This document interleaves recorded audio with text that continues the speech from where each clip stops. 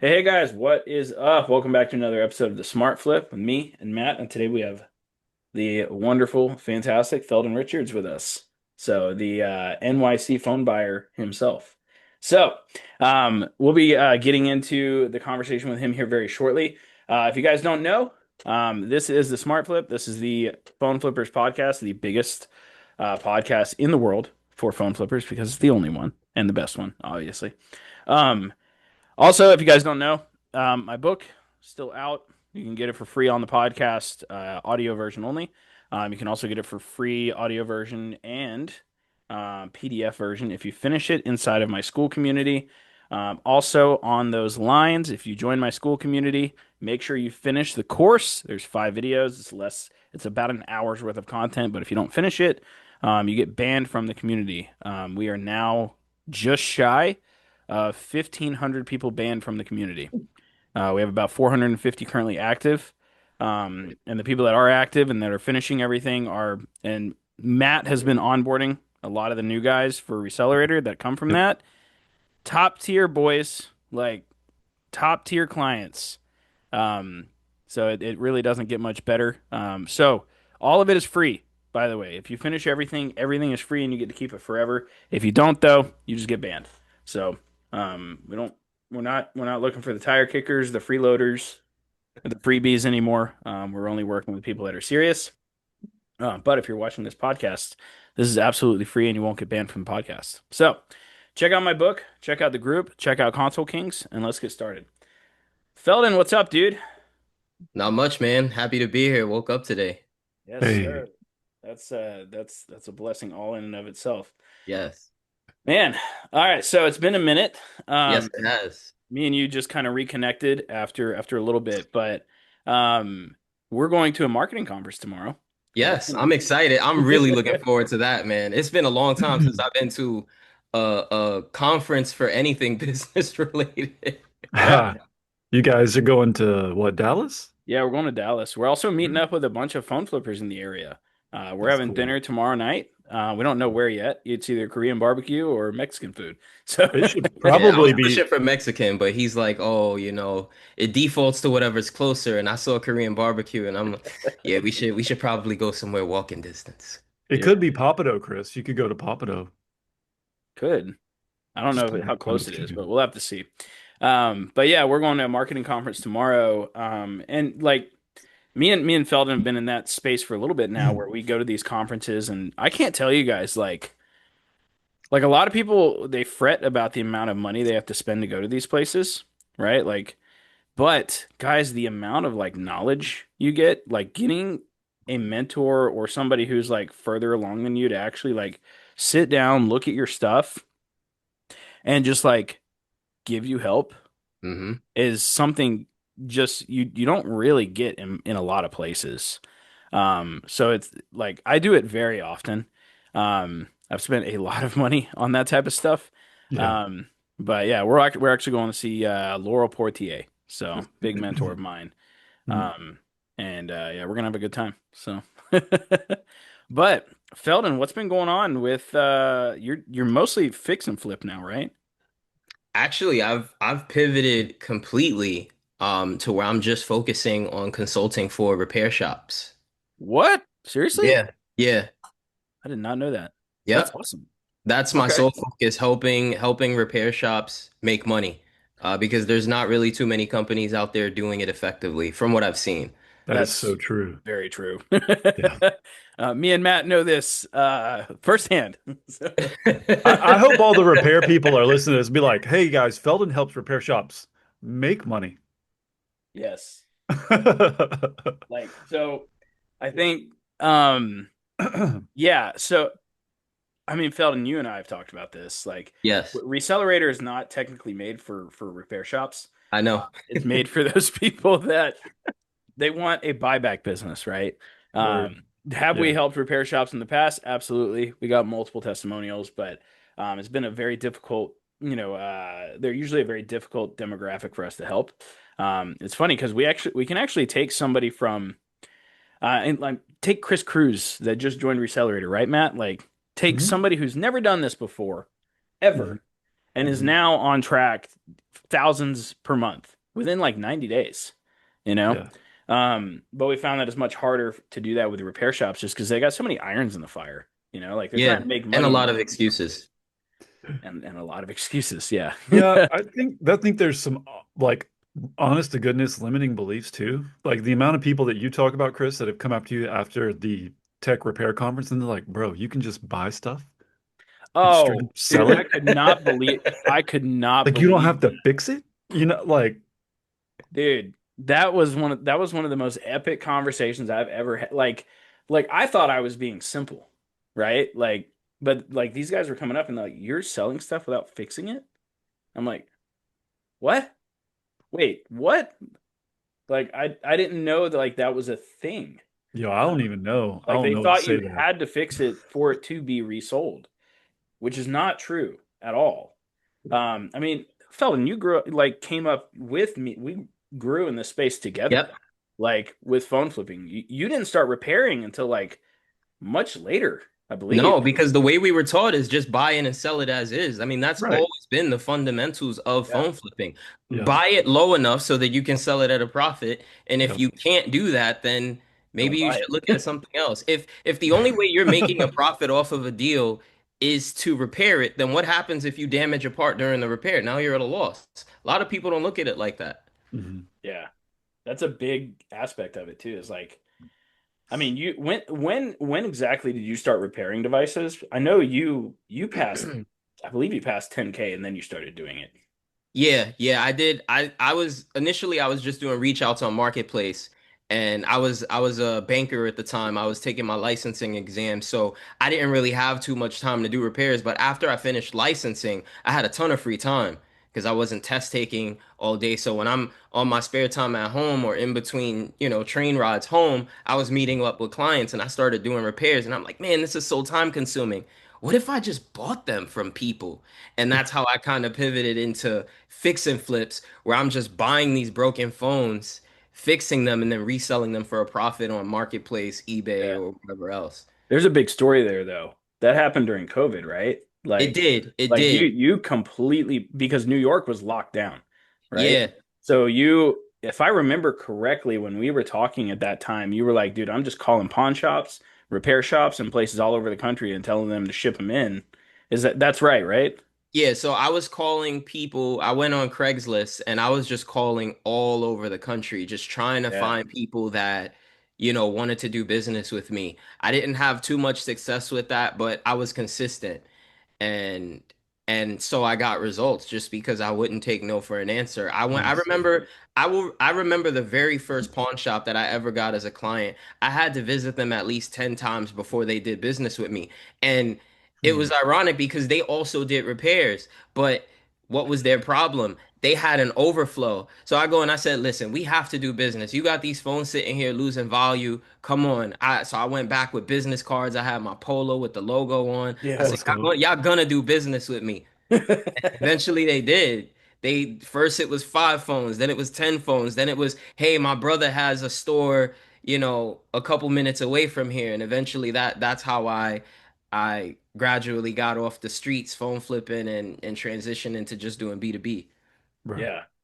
Yeah, but that's I mean, let's be real, like that's a story in and of itself.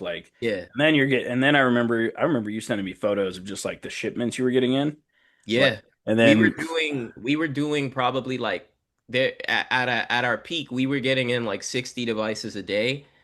We had businesses sending us in packages. We had consumers sending us in packages. And then, the biggest thing, I had a conversation with my wife about this, and I'm just like, is this the lifestyle that we want? We're making a ton of money, but is this Mhm. the lifestyle that we want? And I kind of yeah. lost sight of that along the journey, which is why I decided to scale back, because the whole reason I started this business isn't because I wanted to be getting in hundreds of packages a day. I Yeah. wanted the money and the lifestyle. And I made a post about this the other day.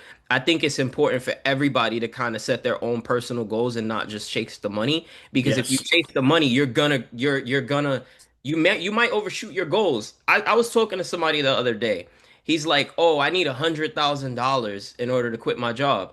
I'm like, dang, you must be making a lot of money at your job in order to want that kind of money per month. He said, no, I'm only making a couple $1,000. So why you need that kind of money? And basically the point that I'm trying to make is sometimes the goals that you set are bigger than what you actually need. It's better to just shoot for what you need first and then take it from there. Because what I Yes. wanted was enough money to travel and, have time and freedom flexibility, but instead I just created another job for myself. Hmm. Mhm. I scaled way too quickly. I didn't have the employees or the infrastructure to handle it. So Yeah. it was as great as it sounds money wise, and it was a lot of money. Yeah. It was also extremely overwhelming. That's interesting. Would you say that your ambition outran your infrastructure? Yeah, absolutely. Absolutely. 100%. It's and that goes back to what I was saying earlier. A lot of people are saying, "Hey, I want to make 10,000, 20,000, 30,000 a month." But do you want to do the work that comes with it? Because the 100%. the Yeah. misconception is people think, "Hey, I'm making $30,000 a month and I'm just going to sit back, feet up, arms folded, and money's going to be going into the bank account." What about the work load Tripping. that Yeah. comes with that? Yeah. Yeah. And I'm not trying to turn people off from entrepreneurship. I'm trying to turn people off from this fantasy that, oh, I need X amount of, you don't know how much money you need. All you need is what you're making from your job. You need to earn it from your business. Start there. Stop trying to make $10,000 a month, $20,000 a month, $30,000 a month. Mhm. Replace your income, replace your 9 to 5 income first. Figure Word. out Yeah. what that workload looks like, and Yeah. then take it from there. This is an interesting conversation because a lot of people just say whenever I'm talking to them and say somebody finishes Buyback Academy and I'm talking about them with their goals and stuff, and they're like, I want to scale. And I'm like, okay, what does that actually mean? Like, Yeah. a lot of people just throw around the word scale. And so in Buyback Academy, I have a specific section on this, specifically, like, what does scaling actually mean? Mm-hmm. So most people think scaling means I'm doing more sales, I must be winning. But Mm-hmm. that's not always true. I've seen businesses in this space doing $100,000 a month in sales and only making 5 grand in profit. Seen it all the time. It looks like scale, but it's just a high volume hamster wheel with razor thin margins and massive, massive workload. I've Yep. Yeah. met people doing It's true. huge numbers who tell me all the time, I wish I could do what you do. Your model is lean, simple, and actually fun. So scaling doesn't mean growing bigger, it means growing better. True scaling is making more profit with less wasted time, delegating low value tasks so that you can focus on high impact moves, building systems so your income doesn't depend on 16-hour workdays, creating more freedom and not more chaos. So before you chase scaling, you guys need to just ask yourself, do I really want scale or do I just want to make more money with less stress? That's the actual question you should be asking. And what Feldon just said is like just replace your income first. Like do that first and then Mhm. see what happens. Yeah. Okay? Because simply you might go from working 8 to 12-hour days to replacing that with your business and now you're working 3 to 4 hour days. Same income, less now you have more time. That it is technically scale, right? Continue, Felden. I just wanted to interject with that because I have No, a I mean, I think you hit it right on the head. I think a lot of people overshoot instead of just focusing on the basics, not realizing it's a lot easier to replace your 9 to 5 income than it is to start a business and just start generating $20,000 a month. Like you said, you can work 3 to 4 hours a day and earn what it takes you, 8 to 10 hours a day at your job. And for a lot of people that's life changing because now maybe you don't need to put the baby in daycare. yeah, Maybe you don't need to have the in-laws, babysit. Maybe you don't even need a car anymore, depending on where you live. Maybe now you don't need a car. Maybe you could use public transit to run your phone flipping business. Like maybe that helps you decrease your expenses enough on a monthly basis so that you're doing more than just getting by. yeah. Right? Mhm. People don't think about that. Maybe the tax deductions increase your earnings significantly enough where now you're making enough money each year. People don't consider any of this stuff. It's They it's Yeah. just, it's just interesting to me the way that people throw around scale. And yeah. one thing I've seen a lot of too is like people will scale their way out of the business. Yep. Like because I've had many conversations at this point where I talk to people, whether it's in the coaching space. I've seen it happen a lot in the coaching space. where they like scaled to 100K months and then just give up because they're just like, this is too much. I can't Hmm. handle it. Because when you start scaling like that, you inevitably what happens is you're going to get some bad apples as clients Yes. because you're scaling. And then it basically just creates a cancer inside of your entire thing. Yes. And like this is one reason with Recelerator, we haven't technically scaled at all. We have been very consistent, but I'm very careful about who I bring in and who I take on as a client. Same thing with like buybacks, like with me and Aaron and Mercury and everything. We're pretty careful about who we buy from. Like, Yeah. Yeah. um, Yeah. I commend you guys for that, by the yeah, way. we're careful, um, because we want this thing to go on for a long time. Mhm. Yeah. The only way to do that is to make sure we're getting the right customers. And I tell the guys in Recelerator this, like, um, a lot of people think you have to be buying new inbox phones and you have to be buying like all of that stuff to make $10,000 a month in profit. And it is simply not true. Yeah. You can make $10,000 a month in profit flipping gaming consoles if you wanted to. Yep. You just have You're to not have the wrong. right infrastructure. And honestly, it would probably be easier to do it with that than it would be with phones. Because every time you buy a console, you make like double your money. So it's like you buy an Yeah. Xbox for $50 and you flip it for like 130. Yeah. Like No kidding. I that's was a looking really at it. good profit. And if you do that every single time with similar margins, you get to $10,000 faster than the phone flipper. Yeah. The elevator goes up. I mean, it was just like Spencer. We had him on a few podcasts ago. He was like, I'm buying one and a half Valve indexes a week. And I was just like, bro, that's $400 by itself a week in profit. That's Yep. awesome. That's $1,600 a month in profit off of four items, It's like, beautiful. or four or five or whatever, right? Like, Yep. so I think it really depends on, I don't know, the concept of scale. Now that I'm like, now that I have scaled and then I scaled back for lifestyle reasons, right? That's just Because what I said. exactly what you said, right? I scaled up, like we scaled up. I scaled back because it started taking time away from my kids. Yeah. I ended up having to pay more to put them in daycare. They're all home now, saving Yeah. a shitload of money. By the Yeah. And way. they're Yes, getting sir. a good Yes, sir. education to Yeah, what you exactly. want Like them we're to get. I'm able to homeschool now. Like, Yeah. there's just so much more now. But I do think sometimes you do have to scale up to scale back down, you know? Absolutely. Yeah, you Um, got to learn. You have to make the mistakes in order to learn how to avoid them. And, Yeah. so you scale up to do that, you scale back so you could put the infrastructure in place, and then you scale back up again. That's how it works. Yeah. yeah. I I feel think like oh, go ahead, Matt. Yeah. no, well, I was just gonna say, like, I feel like the business can only be as big as the man. You know, Yeah, like I can't outgrow this monetarily is not gonna outgrow like the experience level that I have, Mm. the chops that I've gained, in the system. But people do they talk about scale, and I think they use scale because the word kind of sounds sexy. It's like, oh yeah, I'm ready to scale. It's like, dude, you don't even know. Like you can't do 15K when you haven't done one and a half. Like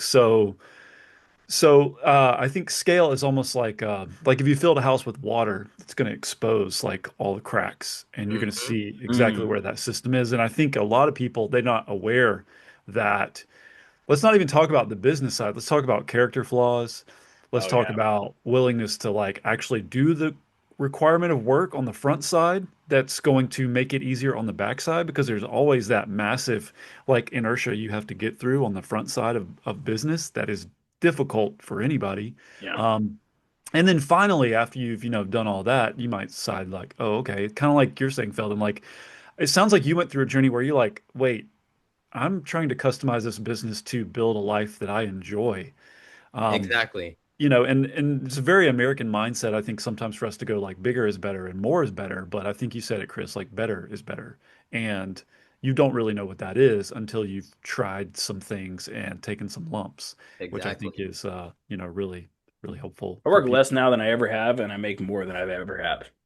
Right? Like it goes up every single month, but I'm also working like less and less, um, as well because I'm putting the right systems in place, the right processes in place, getting the right money model in place. That was a big one. Yeah. Luckily, I listened enough of Hormozy to, start implementing that early on.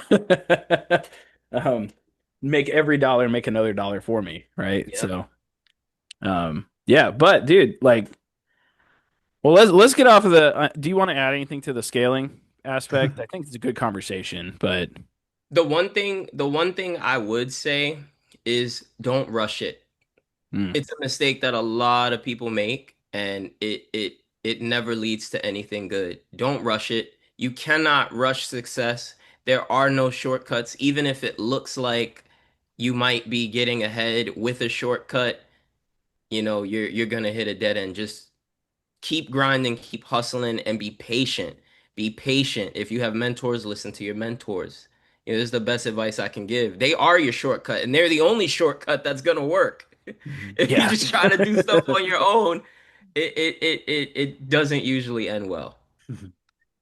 I agree with that. Yeah, before I ever um really like, and that's one reason I'm going to this weekend, right? This coming weekend is I want to ask Laurel directly because I want my business to look like hers, right? Right.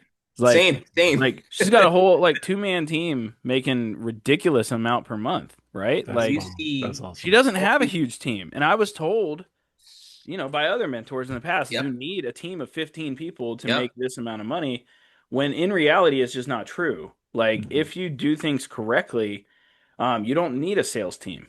Recelerator doesn't need a sales team. Okay? Like just doesn't.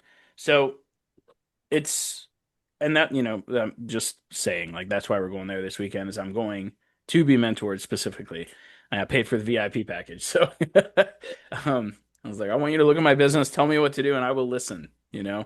Um I will I will do the work to and I have what think you have. I think the problem with a lot of these coaches, is that, like you said, they'll give you the wrong thing. Like I was always taught volume, volume, volume. Laurel Yes. teaches quality. So the first time anybody was like, "Hey, your ideal client, you could teach anybody how to repair phones." So I'm making a class targeting everybody, Everybody, yeah. people with no experience. Yeah. And I'm learning now that's not the way you want to go about it. You don't want to just teach. Why not just focus on the people already struggling in the business? you Yeah. know and I've already helped tons of repair shops. It's not like this is my first time doing. I've helped tons of repair shops make money with ads. And so it's like, maybe it's time to really go back to my roots and focus on that. I know how hard it is for them to change their mindset, but I've also had their same mindset Hmm. before. So it's a lot easier for me to have the conversation with them. And the Yeah. biggest issue with repair shop owners is that most of them just run it alone.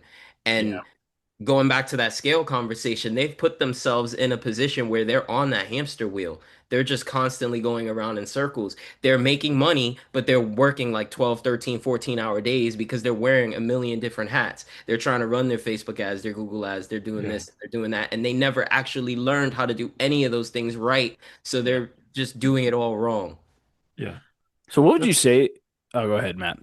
Well, no, I was going to say that's just a really like fascinating thought. I think it tethers together with the previous topic of conversation. And Chris, we've talked about this before in like other episodes, but like people don't realize like when you become your own business owner, when you say, "Hey, I want to be an entrepreneur," like you are simultaneously like the boss, but also the employee. And Yes. being the employee and then like being the boss is like different kinds of decisions because sometimes I've got to like work in the cut and I got to like grind to get this thing done, but sometimes I got to like call the shots to determine like how am I delegating like and resourcing, my time to accomplish. And I think for a lot of people that sort of becomes like this dichotomous thing. I'm like one or the other, and it's like no, you have to be both. And there's not anybody else who's going to help you like navigate that if you don't learn to be both. And that can be like a really tricky space to Yeah. work your way through as you're learning how to run your business effectively. Go ahead, Yeah. Chris.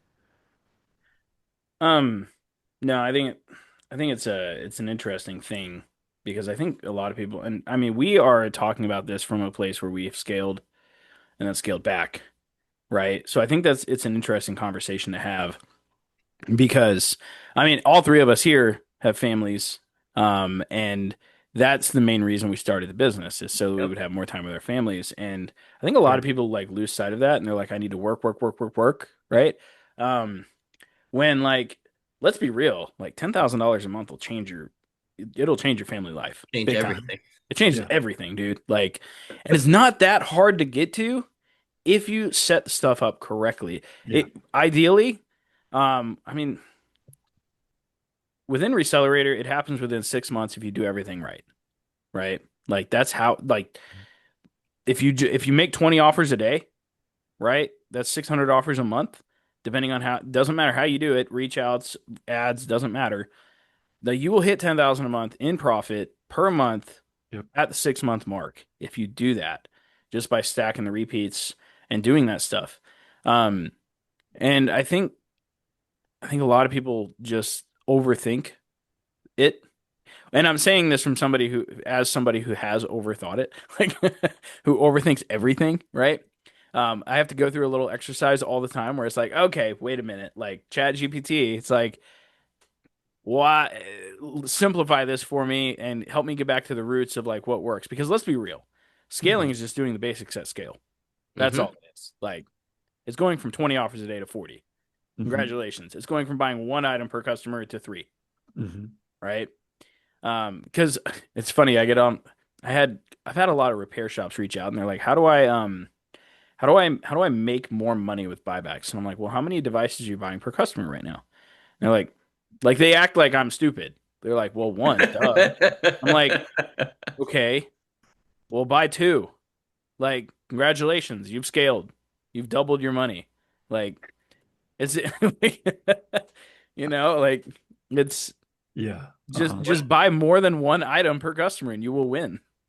Yeah. It's so simple. And I think I think a lot about people that are trying to like break free of their 9 to 5 or break into, business, whether it's repair or buybacks, or just purely phone flipping. And um, how it looks like, the reason like, Feldon or you, Chris, can help this guy who's struggling with his business is because you've been that guy, right? And it's like, well, I was you, and so let me tell you how to not be that, which is, a lot of people don't realize. But I think I forgot where I was going with that, dude. I totally just derailed. Yeah. Oh man, that sucks. It'll come back to me. We'll Yeah, jump back on the we'll train here in a wrap minute, back man. I around to do it, have right? something I want to throw in there. Yeah, Go yeah. for it. I think the biggest challenge for repair shop owners, myself included, when I got into repair, repair is a very interesting skill because for a lot of the people that get into this space, they started from the bottom with nothing, and many of them are self-taught. Yeah. And so the problem for them is their mindset. They're stuck in, I'm on my own, I have no help. So they don't know how to ask for it because they've never had the opportunity to. So they're always stuck in hustle mode. So you'll see these repair Yeah. shops making all this money, but Yeah. they're working so hard because they don't know how to learn skills from other people. They only know how to teach themselves. And Mhm. the problem for them is they're always getting busier. So now they have less time to go out and self-teach those skills. And again, they don't know how to ask for help. They've only known how to trust themselves for so long. Hmm. For them to rely on someone else seems like, nah, I can't do that. Yeah. You Makes know, it's sense. always been me. It's always been me. If I ask somebody for help now, they're gonna ruin everything I've built. They don't know everything I've gone through. And Yeah. that's the obstacle that I've had to overcome when I'm talking to these people. With phone flippers, I feel like it's a little bit easier to have a conversation with them because a lot of them are open-minded. And don't get me Yeah. wrong, I'm not saying that's the general perspective, but a lot of people that get into phone flipping, they're learning it. You Yep. know, you teach a phone flipper how to flip phones, but a Yeah. repair shop owner, it's like that's what makes them such a difficult client. It's I mean, that like makes a lot of sense because they bootstrapped it up. There's an ego thing there, exactly, right? yes, that's it. Ego. Makes a That's lot the of word sense I'm looking actually. for. Huh. You know, and a lot of pride. Who Yeah, are it you makes to tell me what to do? You're some guy who learned from YouTube or you learned from this, from that. You Yeah, can't, you don't know what I've been through. that makes a lot of Right. sense. Yeah. Yeah. Well, it's not a competition about who's had it the hardest, right? Right, exactly. But for them Oh. it Yeah. is. But what I was going to say before was simplicity. Like the longer I do this, the more I really say like I'll take simplicity even over money and like Yeah. financial gains Hmm. all day long because what I like to go to bed at the end of the day and not have like that fatigue that comes with like decision fatigue. Y'all know what I'm talking about, where you feel like, Yeah. okay, I'm living my life where it's simplified, not like I'm every day feels like it's air traffic control and we're at DEF CON 5 and something's about to like just catch fire. Um, that is that being in constant hustle mode isn't, I think, an impossibility. Like anybody who's like just hustle all the time every day, I'll sleep when I'm dead. I'm like, keep it up. You will be dead. Like you Yep, will be, it'll kill you. and you ain't gonna be my friend because you're probably not fun to be around already. So Yeah. like, you know, Look, I mean, if we're being real, like Hormozy even talks about hustle all the time, but the dude just went on vacation. So, come on. Like I think something a lot of people get confused, especially with like phone flipping repairs, is they attach busy to like actually progress, right? Yeah, yeah, Which is a big misconception. Like just because you're busy doesn't mean you're progressing, right? yeah. So Hmm. like especially if you've been making the same amount of money for let's just say a full year, right? You say make about the same amount of money up or down for all the last 12 months. Yeah, Something is broken, right? That's usually how it works. I mean, you're at that point you're working your own job that you created, right? And now you're stuck. yeah. So which is funny because I have a lot of so we get a lot of buyback guys that reach out now. Well, they're phone flippers, but like I call them LLC-less, you know? Like they're making a good amount of money, but they're like, That's 3, amazing. 4K a month. And then they reach out and then they're like, "Well, what else can you teach me? I'm already making like 3 grand a month." I'm like, "All right, cool. I mean, if you think you're good Keep it enough, up. like is that I mean, right? 3K is good enough. Fantastic, bro. Like keep going." Nothing Uh, for you to learn. yeah. What's really hilarious though is like we got people that have like those guys been in the industry for 4 or 5 years, right? Making the same Yeah. amount every month consistently. We have somebody that comes in through Recelerator, hits 10K within like 6 months. You know, like when the person I previously talked to never hit 10K ever. So it's an interesting thing. Whenever I tell them that, and they're like, "What?" And it's like, yeah, there's more to learn, bro. Yeah, Like there's a lot more. yeah, Like Uh-huh. also I get this from people that finish Buyback Academy because it's a long course, it's like 70 modules, right? Like, Sheesh. what else can you teach me? I'm like, bro, you have no idea. Like, Seriously. I gave Like you you about gave me all 10%. this was Well, all like, free and there's more? Like yeah, I don't know. absolutely. Even how presumptuous that statement is, like, what else can you teach me? Like, I'm I'm not sure done that I learning. would be the guy who could teach you anyway. So, maybe they just need to move on. But I wanted to ask you a question, Feldon. Like, Yeah, there's a I have a distinct memory of just different moments. This is obviously from the outside looking in, like just observing your life from the Facebook world, because that's really the only context we've mostly known each other, which feels really like weird because you know yeah, someone, but you don't know them. And so I'm not going to yeah, pretend that I know your situation. That's why I want to ask this yeah. question. But at one point, it feels like somewhere around like the COVID era, like you were really steeped in your business. Then you had to take a step back. You started door dashing for a second, and then like you kind of re-upped your business and like ramped back into it. Um, and I would kind of just love to hear a little bit of the journey of maybe what was happening Yeah. like in your mind, in your business, and then also like from the confidence level of an entrepreneur, like what was going on there as you had to do that. So that's an interesting question. I haven't been asked that before. So this is back during COVID. Why was I door dashing? I was door dashing because I had quit my job. Yeah. My wife, I think at that time she had just had our newborn. Mm. I made a ton of money in the stock market because I was a banker and I bought stocks at a discount at the bank that I worked for. So I left the job and I had a sizable income in my savings, but I understood that eventually that would be deflated. Yeah. So I was doing DoorDash just to have some guaranteed income on the side, Yeah. while I really picked my business up off the ground. Because during that time for me, I had already made the decision I didn't want to focus on just repairing devices for people. So Mhm. what I was doing was I was actually doing dashes in between my scheduled meetups. Okay. So I would get leads on Facebook Marketplace, and I would get leads on from Facebook ads and Instagram ads, and I'd be doing repairs in my car. I posted about this on Twitter I a remember couple this, years yeah. ago, and like you could see my setup in the car where I have something that hooks up to my steering wheel, and I was putting all the phone parts on there, just repairing phones, and I would schedule meetups for repairs or whatever the case might be, just to keep things going and not sit in the house waiting for something to happen to me. It was a lot easier for me to work out of the car. Like that was my office, for lack of a better word, at the time anyway. It's what I needed to do in order to stay focused. Because I realized when I was staying home, I'd be distracted, the Yeah. baby crying or whatever was going on in my personal life. I'm just like, you know what, let me get out of here. And instead of just wasting time in the car scrolling Facebook, I'll dash until something goes on. But it was also a very humbling experience for me. Hmm. Like it taught me that, this is where I'll end up if I don't stay focused. Hmm.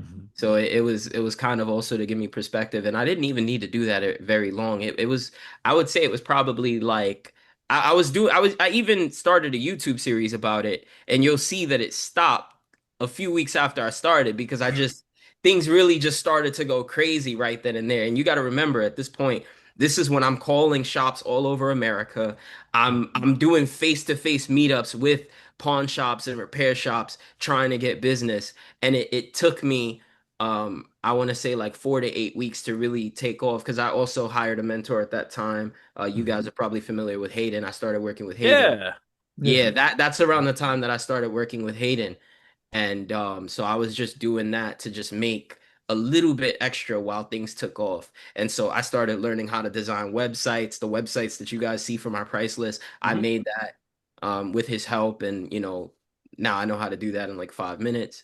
So just little things like that. I was also learning extra skills. I was using the money that I made from dashes to take courses on Udemy. There was just a whole bunch of stuff that I was doing during that time that a lot of people didn't see. I think that's powerful though, right? Like, well, number one, Hayden is a fantastic mentor. Yeah. The dude is a wealth. He's been on this podcast twice now. Hmm. I actually helped him with starting the Facebook ads for the cards. Yeah. And that I can't believe how much that skyrocketed. Like It popped off, as they that say. went a little crazy. He sent me an update the other day or a few days ago. He's like, "Bro, we just did $40,000 on a show." And I'm like, "What did this turn into?" Like, That is amazing. It's amazing. um, but I think a lot of people go through those phases where, well, and maybe not a lot of people actually, now that I'm thinking about it, um, where you went through a phase where you just course, right? Like, I took a lot of how courses. many were scams? How many of the courses did you not make your money back on? There were some, Yeah. but I would honestly have to say a majority of them were good. And the interesting about it is it was usually like the ones that were super cheap that gave me the most knowledge, and Yeah. then the ones where people are like, "Oh," because I've had some courses that were like 20 or $30,000. Yeah. And they're like, "Hey, I'm gonna do this, and that for you," and promises unfulfilled, and I'm just frustrated holding the bag, like, sheesh. But those are, I don't regret any of it because it taught me something as an entrepreneur. I'm Right. gonna have to buy knowledge. Not every investment will pay off, but most of them will. It doesn't matter how much it costs, most of them will. And even though I've lost a ton of money on education, I've made significantly more back. Like, Yeah. most of the courses that I've gone through successfully, regardless of the price, I can say I've gotten my income back 10 to 100 times worth already. Yeah. What's crazy, So what's great Facebook about the ads, Google. ROI on courses is the ROI just never ends, right? Like, Yeah. learn the thing once and then it's like the Yeah. ROI is infinite after that. Yeah. Um, that's why I tell people like when they join Recelerator, like we're not going to only teach you, like we're not going to run your ads for you. We're also going to teach you how to do it yourself because we've already done the research. Like people usually I didn't leave even know you ads. were running ads for people. Yeah. So what we do, it's Wow. a mix, right? Yeah. Got you, got you. I got way too many ad accounts right now. I was telling Matt about this the other day. I was like, I gotta like figure something else out here. He's got a few. Yeah. This is That's crazy. phenomenal, man. But we help them run their ads for 6 months, but we also tell them like we're also going to hop on calls and teach you how to do this yourself. Because Yep. what I've seen in the past is most phone flippers will stay with you for 6 to 8 months on average Yeah, until they start digging in and they're like, how do I save this $400 a month? You Yeah. know? that's So the I was like, problem. yeah, yeah, exactly. And I was like, you know what? You're going to do this anyway, so we might as Mhm. well just facilitate it for you. Yeah, yeah, Might as well teach you how to do it and hopefully earn your business on the back end with you selling us devices. If not, whatever, doesn't matter, right? Well, Or software with Resell Deck, right? So, yeah. um, and now we got the whole everlasting ad thing going on, and that's wild. That's been crazy. So, It's been uh, great. that was another thing that I kind of fell into, but it took 3 courses to figure it out. yeah, You know? yeah. I took pieces from all of them and put the thing together and Yeah. Frankensteined the thing. And then now it's you know, we had Kevin what was his Price. name? It wasn't Kevin Price, it was the other Kevin Oh, Silver. I can't remember his last name at the moment. But he was like, "This isn't same. everlasting ad. This is everlasting bank." I was like, what? You know, Yeah. that's one thing I'm really excited about. I'll never forget the last time me and you hung out and we had a conversation about ads. And I remember you were saying some things and I'm like, "Wow." And I was saying some things and you were like, "Wow." And we just kept like going back and forth. Yeah, yeah. You're like teaching me stuff and I'm like showing you some things and I That's just dope. remember coming back and just implementing everything that I learned from you and I'm like, "Yo, this is crazy." Like combined with everything, and I just feel like it's gonna be the same again. Oh yeah, tomorrow's gonna be great. Like Yeah, I'm it excited, was man. funny because one of my students came with me to Laurel's last event, and it's kind of funny, right? Like you learn things when you go to those things, right? Like, but I think more of the learning happens like at the dinners and Yes. like when you get alone with people. Yeah. Even like if like with Jared, it's funny. Um, He's I really said smart, by the way. something. I said something to him, and he hit me back a few months later, like after the event, and he's like, "Bro, we implemented that thing you said to do." I'm like, "What did I say to do?" And he was That's like, "Oh yeah, fantastic. just the marketing thing to the kids instead of the parents for the SAT stuff." And I'm just like, "I said that?" He was like, "You don't remember that?" We were sitting at the bar having drinks, and I told him something, and like he used it, and I That's was just cool. like, Yeah. "I guess I said that." Yeah, but That's That he cool said, though. happened when me, you, and I think it was my technician, we went out to dinner when we were "Yes." at the repair expo. I forgot what it was that you said to me, but we went back and we implemented it and we definitely had a lot of success with that. It happens a lot now. I just people tell me like I had one guy that I helped out whenever I was working with clients and community. Um, we hopped on a call and I helped him out with something, and I can't remember exactly what it was. But then I met him at the event, and he's like, "Bro, we made 6 figures off that idea you gave me." I'm like, "Who are you?" Like, it's just Incredible. and that's not to like be bragging or anything. It's like it's Yeah. because I've been able to pull knowledge from all these Yes. Yep. different places because I've Yep. taken so many courses at this point that I have like it's like you have this encyclopedia of like what works and what doesn't work, you Yeah. That's why know? it's like when someone comes to me and they're like, "Oh, I've already taken a repair course," or they come to you and they're like, "I've already taken a phone flipping course. What can you teach me?" Hmm. Well, I know a lot of things that that person doesn't know, and vice versa. So whatever it is that I Mhm. know will be in my course. Like you don't know what I know. I know what I know. That's like you're gonna learn my unique perspective on it is what you're gonna get. That's the difference. My Yeah. favorite thing to do whenever I get that type of thing is like, all right, cool. So you're running retargeting ads, got Google Business set up, you're getting reviews, and you started a content flywheel for all your stuff, right? Hmm. And they're just like, what? I'm like, oh, you don't know that. Okay, got it. Well, I'm sure you're doing all right. Like that's my whole approach nowadays. Yeah. It's like just It's set up some retargeting ads, bro. And they're like, what? It's You know? it's funny that you say that because I have people who've been doing repairs for more than a year joining my school group and they're getting stuck on some of the assignments that I have them doing on day Yeah. 4 and it's like I have new people doing it before them. Like one of my assignments is like you need to get your EIN number and they're like Yeah, yeah. You need this, you need that. I mean, yeah, like so in repairs, it's funny because Mhm. you can't buy you need a tax ID in order to buy parts. Like the Oh wow. companies won't let you buy parts if you don't have a tax ID. Wow. Oh. Yeah, so I'm like, how have you been doing this all these years? I've been paying taxes. What? Because there are companies that'll let you buy parts, but then you got to pay tax. Like, why would you want to pay taxes on parts? That's you like you're using the parts for resale.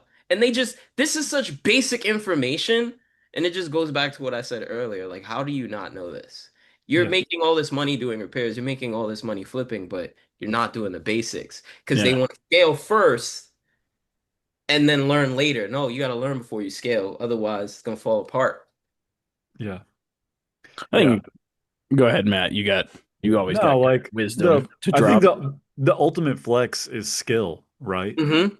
Like here it is, both of you sharing stories about things that just peripherally, like, oh, as a byproduct of things I've learned, I shared this conversation like this dude goes make six figures. These guys are like learning, ins and outs and of an industry that they've been in for years that they didn't even know about. And to me, it's like people want to scale. It's like, no, invest in yourself. Like even if you take a bad course and feel like, wow, that one was just terrible. There's usually still something that just keeps compounding until, it builds up and maybe you come out with something like everlasting ads, or maybe for like with me, you come out with something that's like price sheets. Like you mentioned Chris Cruz before, and he jumped in Console Kings and he was like, dude, this is rare. He's like, there's most people like gatekeep and hold the console knowledge like so close. There's a lot of, I mean, I could probably tell you 10 different people that I could look at their Facebook profile that I know resell consoles in my city. Um, I don't know that I could even count on like one hand the amount of people that actually share that knowledge with other people because they've, you know, curated it and systematized it and like cultivated it into something that can be like absorbed, learned, and like followed through on. And so like I I love learning new skills. Like I feel like the best thing about business is just that I get to keep, feeding that sort of knowledge and hunger to grow, which is like for me really satisfying. Well, I think like something like the console sheets, um, it's one of those things where you don't realize the value until you have it in your hands, right? Sure. Yeah. It's like, here is a document that literally gives me what this item is selling for, what I should pay for it, and what each individual piece is going to sell for specifically on eBay right now. Like, Mhm. people don't realize the level of like clarity that gives you. Yeah. Like, where Makes somebody you can like yeah. jump into their market, buy something, and make a profit with barely any thinking, you know? Mhm. Like if you backtrack that and you're like, okay, cool, I need to learn how to flip an Oculus Quest. I wonder how like if you never would have like known the part out method or something like that, Mhm. it's like Mhm. how long would it have taken the person to figure it out? I That heard they've you guys talk about that in a podcast, and I don't mean to cut you off, Yeah. or I forgot where I heard you talk about it. And I went on Marketplace and I just saw how many people were selling them for way less than they're worth. And I'm just like, dude, Yes. you can buy this at their asking price and make money. Like, That's how Matt is able to find 15 to 20 deals every time he onboards somebody. Like we literally drop minimum $300 to $500 in profit into somebody's inbox as soon as they join Recelerator. Like because it's just there. Like it's one of those really untapped, and that goes back to like the knowledge encyclopedia, right? Like if you don't know that, then like it's I talk about Matt a lot because I was against reach outs for a long time. Feldon, you hmm know this. Like I hmm hated hmm reach outs. hmm I thought they were a complete waste of time, right? So here's me eating my own words, right? Mhm. Um, I mean, Matt literally showed me, he like squeegeed my eyeballs, right? And just as soon as he did that though, dollar bills, dollar bills, dollar bills, dollar. I can pop into marketplace at any point in any city and find profit now. Like because of Matt. Wow. So like, Well, yeah, I mean, you said it before, like you jumped in a guy's zip code like last week, and you were like, "Hey, oh here's yeah, three items," it's like over $500 in value right there. Like yeah, I found that you yeah, can't unsee that. Like people yeah. just what, and Yeah. it never gets boring. It's exciting to know that money is that accessible when you live in a space where it says like, "Oh, you just got to keep grinding and doing this and doing that," and like. it's liberating. It's freedom is what it feels like, I think, ultimately for people. Yeah, like back example, the Note 7. I mean, Feldon, you know about it. Like the Samsung phone that just kept blowing up. Oh Yeah. yeah, that There was was like that the was a golden phase, ticket, dude. man. The old Like I was boombox. getting at Yeah. least one of those every 2 months and making just a grand. Like every 2 months, sending it to Samsung, getting a check, if but the only way I knew about that was actually because I took another phone flipping course. It wasn't Dave's, it wasn't I believe Luke's, and then it was like somebody else. I can't remember his Amir. It was Amir, Amir's. yeah, that's what I was gonna say. I Yeah, took he his had a course. class on that. I don't remember how much it was, but I bought it. And like one of the big things he taught was the Note 7. And I was like, okay, cool. But guys, I bought 4 to 5 phone flipping courses like before I Yes. like went on and did my own thing. Um, and the reason I did that is because every single course you buy, Yeah. a lot of times there's like one, it's not like a lot of it's going to be the same information, just being real. Like, however, there's one or two things most of the time that it's just like, I did not know that, and that changes the Yep. game. Yep. Like, big t the Note 7 thing changed the game for me. I was just like, okay, this is new. I didn't know this. And I'm surprised that I didn't. I mean, when Matt opened my eyes to the console stuff, because I only ran ads for consoles, and that's the only way I got them in. Um, but when he opened my eyes to what else there was, especially VR, geez, dude. Um, Hey. the amount of money that's in VR on Marketplace is staggering. It's It's wild. crazy. I think what for me one of the big eye openers was when I learned how to check DOA phones for life. Because I taught that to some of my sellers, Yeah. and I'm like, dude, you realize like you can make an extra $100 if you can just give me a little bit of data. And the funny thing is most people aren't even willing to do it, so they just send it DOA. I'm like, let's turn this from DOA into bad OLED. And they're like, no, no, no. No, just No, I don't want to do the work for an extra $100 a phone. right? Oh my I'm But gosh. that good. made me when I learned how to do that, that made me a ton of extra money because again, I do like you said, I do fix and flips. I haven't stopped completely. I still do them here and there, but it's not the main focus. So like I'll buy a no power phone off eBay or something. Oh, by the way, guys, I'm the guy who's like buying your phones on eBay when you're selling them and they're broken. That's me. Yeah, he is. Yeah, he is. Um, but yeah, man, I'll buy those phones and kind of like the Note 7, I do my little thing and I'm like, oh, this phone, I could get this on and I'll slap a new screen on it and it's power. It's like crazy margins on it. And That's I try to awesome. tell a repair shop owner and Yeah. So, It's kind of like unlocking too, right? Like, people don't even check sometimes. yeah, a lot of people don't check or AT&T is a big one. yeah, Like, AT&T is huge. I can't tell you how many AT&T phones I've bought and I just go through the portal and it's like boop, boop, boop, get an email back. It's unlocked. yeah. I'm like, dude, why? Like, why didn't you Why unlock didn't you the? even try? Yeah, why Like, didn't you even? Did you even try? Like, dude, what's going what's on? funny is whenever that was a trick that I can't remember where I learned that from Dave's Facebook group, I think. Like somebody dropped it in there because it wasn't in the course. Um, but I remember like learning that, and then like before every meetup, if I knew it was AT&T and like they sent me the IMEI, I would just unlock it before I even met Yep, them. incredible. That's a flex right there. That's a move all day. yep. I mean, Um, it yeah. worked. Why wouldn't you? Yeah. I You appraised it as carrier locked, and I just unlocked it before we met up, and then I sold it as unlocked. Yeah. speaking about learning things from people, one of the most interesting lessons that I got from somebody when I first started flipping was how to negotiate. I remember I met with this guy. He owned a shop in the Bronx. He was a young guy. I think he was like 18, but he had his own phone store. And every time that I met with him, every single time I met with him, this dude has a freaking flashlight on. And I'm like, why do you have a flashlight on? He's like, give me the phone. And he's just showing me all the defects. And so I'll never forget that because I do that at every meetup.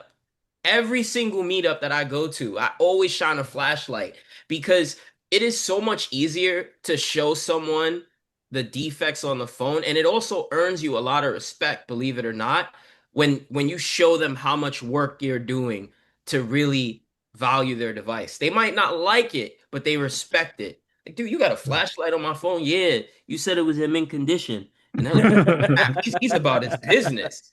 Yeah, You know it how when you is. go to like get a diamond appraised, they got the Yeah, they microscope? sure That's how do. I am with the phone. Like, Interesting. That's and then really I'll show it to them, and they're Yeah. like, "Oh Matt, that man, might you're be right. I going do have might scratches." need to go into the flip kit whenever I start making that, you know, the tiny little Yeah. flashlight, you know. Yeah. I like it. So I'm curious as well. I got another question for you, Feldon. Okay. Shoot. All right. So here you are coming from a world of institutional finance, right? And then you begin to finance your life not from like less from your job and more from like your side hustle that turns into like a full hustle and then like a business and then coaching. Like I'm curious also like just about like vantage point and the evolution of how you see money, both as like employee, and then like as employer, like business owner, and like banker. Like those worlds are juxtaposed in a really unique way. Like so I would be fascinated to just hear like maybe some insights that you would want to share just from making that transition. Because obviously, I think you have. I think I feel safe to say that you have some pretty strong feelings about it, but I think you'd also have some like really great like just insights because most of us don't know what it's like to work in a bank or work for like institutional money. So anything you'd love to share about that would be awesome. Absolutely. So, first of all, the entire reason that I got a job at the bank is because I wanted to help people that came from, not so wealthy families attain wealth and acquire wealth. Yeah. And a harsh reality that hit me pretty soon is that the banks are not designed for that. So, I have some stories, right? Like I was a top performer in New York, New Jersey, and Connecticut for the bank that I worked for. I was a banker at Chase. I started off as a Mhm. personal banker, eventually became a licensed banker, and then I became a private client banker. They have an innovation branch in Harlem. My photo, last time I checked, it was still there. But that was the success that I had in the banking world. But like I said, the whole reason that I did it, and I think this is important for everybody to really pay attention to. The whole reason that I did it was because I wanted to help people who weren't making money get money. So I remember um, one of the success stories that I have is like somebody who I went to high school with. His mom came into the bank, and she was telling me how she wanted to get a condo. And I worked at that branch for about a year and a half. And I told her in the next year, we're gonna get you that condo. And so she came in, her credit wasn't where it needed to be. And I'm just educating her, studying on my own because they don't teach you this at the bank. I'm learning about credit, about what it takes to buy a house. And at that point, I've never even owned a home on my own. And I'm telling her, listen, you need to do this, this, this, and this. And she did everything I said. A year goes by, she comes by and we get her pre-approved for a loan. Couple weeks go by and she closes on a co-op. Mhm. And I'm just like, this is what I want to spend my life doing. But as I moved up in the bank, they pulled me away from those clients. They have me working with wealthy people. So I left Chase and then I worked at I'm giving you guys the whole resume. I worked at Citibank and I worked in what they call the Gold Tower. And this is in Long Island City. And I'm up there and our job is to make 100 calls a day. People always ask me where I get my hustle from. I learned it from work. I learned it from work. I I oh what the thing about me is I couldn't just be the best. I had to be better than my perception of the best. So if my perception of the best is the guy making 100 calls a day, then how can I get better results than him? So I hired a coach. His name was Mr. Inside Sales. He's one of the top closers in the world for inside sales. I hired this guy. This is like one of my first experiences with a mentor. I hired this guy to teach me. I'm like, listen, man, I want to be the top banker in my job. I want you to help me make a sales script that's going to get me all of it. I just want all of it. How much you want? All of it. So I remember I get on the phone and they gave us a script. I looked at the script. I said, this is garbage. I'm not using this. I wrote my own script. Boss wasn't looking. I handed it to the team, right?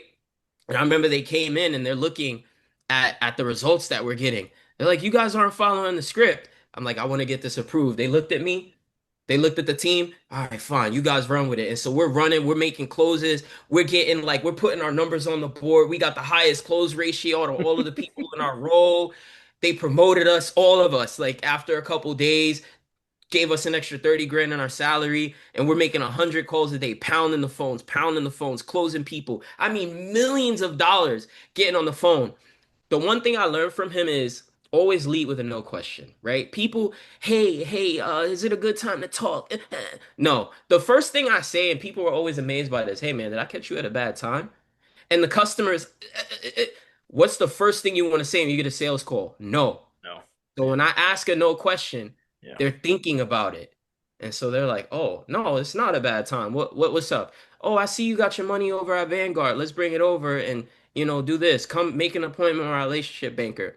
So, going back to the question you asked me earlier, my perspective is one thing I learned from these high net worth clients is that, Mhm. and I interviewed these people. Yeah. Like when they would come in to meet me in the bank, I would always ask them, how'd you acquire your wealth? How'd you do this? How you keep your wealth? How do you grow your wealth?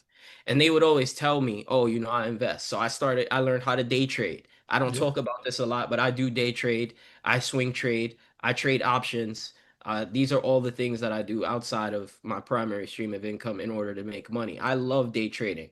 And initially it started off as like little gambling, but I learned how to do it well. And Nice. so, I hit a couple licks in the stock market. I remember during COVID, people were buying Kodak. I think it was. I made like 10 grand off of that. Probably made about 50 grand during COVID, altogether, just day trading and swing trading options and stocks. But Yeah. to just tie it all together, working in the bank and coming into being an entrepreneur, it gave me more than just a perspective about money. It helped me figure out what I wanted to do. And I learned early on is I just want to help people, right? I want to help people Hmm. who need money make money and people who are making money keep it. That was the biggest thing for me. And I knew that if I stayed in the bank, I wasn't going to be able to do that, not in a way that I wanted. I don't there's always going to be somebody to help a multimillionaire grow his wealth. There's always going to be somebody to do that. But the Hmm. guy working at McDonald's or the gal, working as a cleaning lady or whatever your background is, whatever your job is, the person that just is tired of working 8 to 10 hours a day and doing overtime, there's not too many people there to help them. Or there is, and there's just so much noise. Hmm. And the biggest thing is that I realize is there's never going to be another me. So I got to put myself out there Yeah. and I got to, because I'm that guy for somebody, just like Chris is that guy for somebody, just like Matt is that guy from somebody. Yeah. And, so I made it a point to make sure that I took everything that I learned and apply it to my business. Hmm. I like it. That's awesome. Yeah. That's great. Yeah. I don't even know if I answered the question.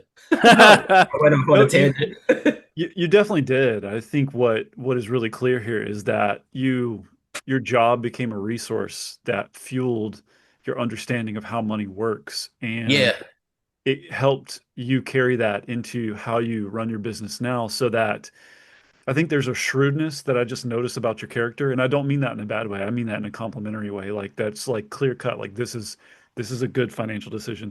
This is a very bad financial decision. And some people like, they're taking lumps because they don't even know like those things.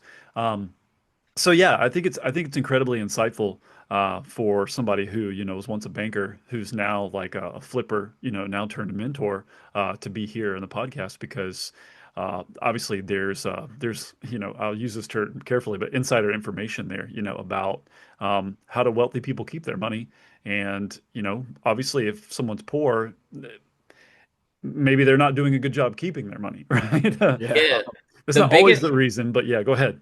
One of the biggest lessons that I learned from the wealthy people, and they told me early on, like I remember this one guy, he owned real estate in Manhattan. And so he would always be coming in and getting home equity lines of credit and using his lines to buy other homes. And I don't remember 100% the reason that he did it, but he got some tax loopholes in doing that. Excuse me. Um, And so there were some benefits for him to do that for tax reasons. And it also just helped him get into another home. And so he would flip houses. And I had another guy who did like credit card arbitrage. He was always coming in and applying for credit cards and make spending a certain amount of money so he can get the mile reward so he could get free flights. I had another guy that came in and he's like, I'm a trader. But the one common theme that I noticed about all of them is that they weren't big spenders. They didn't really wear fancy clothing. They dressed very humbly. They acted very humbly. They weren't braggadocious. They didn't really talk about how much money they made. And I feel like initially that the humility part definitely got lost on me, but I definitely learned it over time. Well, I Because think I, you I do. think I think the biggest thing about wealthy people is that they don't really talk too much about how much they have. They show it through their character. Hmm. And I've always aspired to be that person. I don't know if you've noticed, but some of the wealthiest people you can just be next to them and you like, I don't know, man. I feel like they just ooze this certain level of confidence that's not like it's not like it doesn't make you want to talk to them, but it's like, wow, I got to know this person. You could just Mhm. tell by the way that they speak or the way that they carry themselves, like, Mhm. oh, this person, they got money. Well, I think one of those things is like when you start making a good amount, you stop talking, right? Yeah, yeah, Like, um, like whenever I started making a certain amount, I just stopped talking. Like, yeah, because there's no reason. we're not, Now, I Yeah. mean, I will say one thing I did have issues with was lifestyle inflation. Yes, That was me a big too. I've issue been for there. me. Yeah, especially whenever I started making over 10 grand a month. And profit with the phone business. I was like, oh man, like we can get the kids a good school now. We can, good babysitters. We can, go out on more date nights. And like that was one of the probably biggest issues I had. Was I inflated my lifestyle to where my income was. Um, and that was a hard lesson to learn. Put me in a bunch of credit card debt, Yep, yep, yep. because it is what it is, right? Like you learn the lessons the hard way. Um, and I think and a lot of flippers are going to go through that. I'm just going to say that, guys, like Mhm. that's going to happen. And then you have to like reel back. And that's another and I mean that kind of ties back to like what is scaling, right? Like scaling is like you're able to get more things. That's what a lot of people think, right? But what it really is like what Feldon's talking about here with the wealthy people is like number one, they don't talk anymore about how much they make. Number two, they keep a lot more than they spend. And like that's a big part of it is understanding that. Um, I actually so, just had another thought when you're yeah. done. No, go ahead. Um, Yeah. Another thing that I learned from wealthy people is to always diversify your income. And I feel like a lot of times as entrepreneurs, we feel like everything is a distraction. But I think one thing for me is Yeah. I've always been able to make amazing choices when it comes to what I invest my resources into. So many people probably don't know this about me, but I had a car rental fleet. And I Yes, I had seven remember cars that. in the fleet. My fleet generated, and I'm gonna talk numbers because I want people to understand how amazing this is. So the fleet was generating about $4,200 a month. All of the cars were owned. Um, they were fully insured, so anytime anyone got into an accident, the car was paid off, and we just flip that money and go buy another car. Only reason we stopped is because I never learned how to co-host. And New York, if you guys, I don't know if you guys follow rental car policy, but New York is going through some legislation right now where the, Mhm. the rates are too high, so people just stopped renting unless you're not Hertz or Enterprise. Wow. Thankfully, there's the senator recent, and this is when politics actually mattered to me when Yeah, it yeah. impacts my business. They signed some rule that because New York right now is the only state in the world where you like have this issues with car rentals, so everybody's going to New Jersey. But in a couple months they're bringing it back, and so we're going to start doing it again. But the point that I'm trying to make is we did all of this passively, and when I say passive, I mean super passive. We put we put something on the cars to like make it so that our renters would just handle all the cleaning and everything. And the concept that I applied to it was I treat it like the stock market. Hmm. And I'm bringing this up because I'm going to bring it into reselling. And so I applied the same concept to reselling that you might not hear a lot of people talk about, where I do something called swing arbitrage, where it's like you buy something at a store, and when this is also like passive to me. So like let's say we go to Home Depot or whatever. I'll look at what items are on clearance, I'll buy them. I don't care if they'll take a month to sell. I'll look at the margins and then I'll list that. And then I'll just leave it there, but I'll only put in a certain amount of money because why? This is an investment. One thing I learned about trading, don't put all your eggs in one basket. Hmm. So I'm gonna buy $1,000 worth of this. We'll swing it, we'll swing sell it or swing resell it. It doesn't matter if there you can buy 20. I'm only buying this amount. I'm gonna sell it, swing Hmm. resell, Hmm. and then once it sells, we'll check again and see if it's still on clearance and then buy it again. So tying it all in, I diversify my income through stream, and passive might have a different meaning for me than it has for other people, but I spent on my car rental business, I spent less than 3 hours a week running it. I Wow. did everything remote. I never met a renter. I never met a renter. Everything was done remotely. The only time I even touched the car was to take photos of it after people returned. I had an arrangement where I only had to drive 5 minutes to go inspect it. And the same thing with the swing reselling. Anything that I do passively, it cannot take more than an hour of my day, and it has to make me, you know, thousands of dollars a month just from doing it. And so the same thing with swing reselling. I just had my wife go to the store now because I told her how to do it. I don't want to do it. I just want to focus on my coaching. So people, if you're married, and you don't want to get distracted, allow have your spouse handle the distractions, but she's doing that, and she's gonna list the items, and we're swing reselling it, and we're gonna make like 150 bucks off of each device. That's Cool. awesome. That's cool. I Mhm. like that. I like the term swing reselling. It's a nice term. Yeah. It's Yeah, I mean, I coined it because it's like if I try to look at everything in terms of the stock market. yeah. And Mhm. I try to teach people this about reselling. Like a lot of people have reached out to me like, why are broken iPhones so expensive right now? And I told them, well, if you look at what's going on right now, let's backtrack a couple months. We had TikTok, the TikTok ban, and what did that do? That caused everybody to sell their broken phones. Everybody sold their broken phones. So now you have a supply issue. And then you have tariffs, which impacted the parts Yeah. cost. And so now the price of the new iPhone increased. So what happens to the price of the old iPhones? Well, it goes up because now more people are spending money on that Yep. Mhm. because they don't want to spend all the money on the new iPhone. And so when the new iPhone increases, there's going to be more supply. The Hmm. used market is going to go down. And like I was telling somebody this the other day, and they're like, "Huh?" Yeah, it's because their background isn't in the stock market, right? Like But that's just how I think. I think like a banker. And so that's when I'm thinking about ways to yeah. make money, it's always how can I use the knowledge that I have and spin it off into this? That's a Yeah. smart. I think that's really powerful. Um, it really shows how our past really like shows up in the future, right? Like I wouldn't know what you're talking about because I don't have that background, right? I look at it, and Matt knows this. I look at everything from an advertising perspective Yeah. because that's what I'm just really good at. Yeah. I'm really good at making offers, advertising, and like I'm just really good at that. But I could never see it from the banker side because I don't have the experience.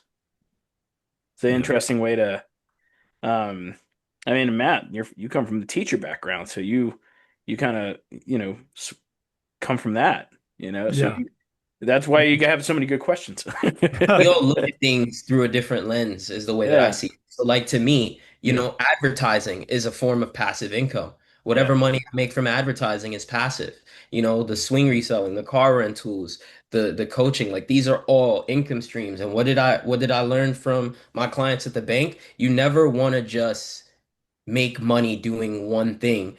Like you have your one thing that you're good at and focus on that, master that, own that. But Right. you should be able to do other things to make money that don't compromise your main thing. And if Yeah. something is going to compromise your number one income stream, then don't do it.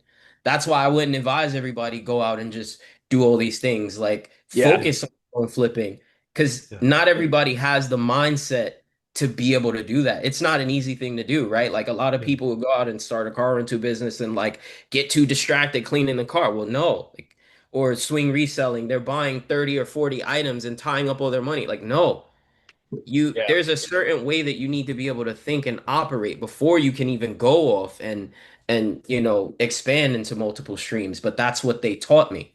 Yeah. Yeah, I like Well, that. Mastery first, and then Yes, you can start to move into things that are maybe peripheral to your main interest. But exactly.